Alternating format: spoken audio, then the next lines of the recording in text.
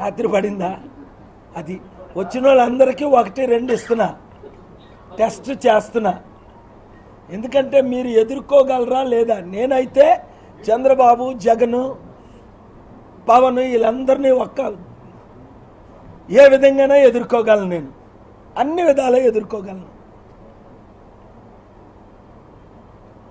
అందుకే రాజశేఖర రెడ్డి గారు బతికుండేటప్పుడు వస్తా అన్న పులివెందులు వెళ్ళా, మొన్న వెళ్ళా.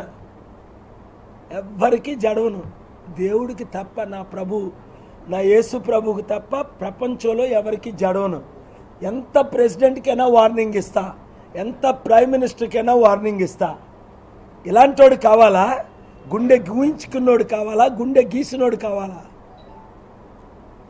అవినీతిని అంతం చేసేవాడు కావాలా? షడ్రక్, మేషక్, అబేద్నెగో, దానియేల్ లాంటి వారు కావాలా? ఇస్కరియోతు యోధా లాంటి వారు కావాలా? బరబ్బాలు కావాలా? దొంగలు కావాలా? దోచుకునేవారు కావాలా? చాలా బాగా రాశారు ఈ నోటు.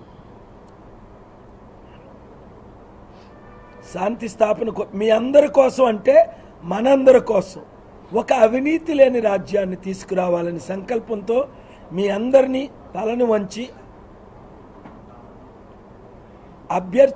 ఆలోచించమని ఒక్కసారి ఆలోచించండి.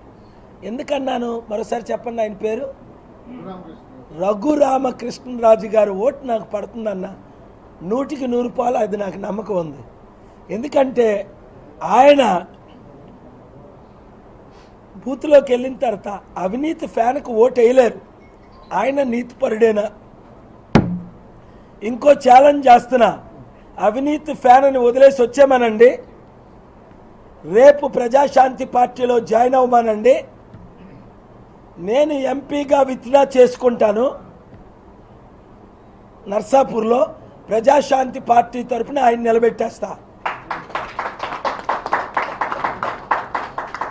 రఘురామరాజు గారు లేదా అవుట్ దిగుతారా? బాక్సింగ్కి అవుట్. తమ్ముడా, నా సీట్ నీకు ఇచ్చేస్తానయ్యా, రావయ్యా. ప్రజాశాంతి పార్టీ తరపున మీరు పోటీ చేయండి. హెలికాప్టర్ని మీరు నేను కలిసి, సెంట్రల్ గవర్నమెంట్ మన చేతిలో ఉంది. చెప్పాను కదా మీకు ఫోన్లో ఈరోజు.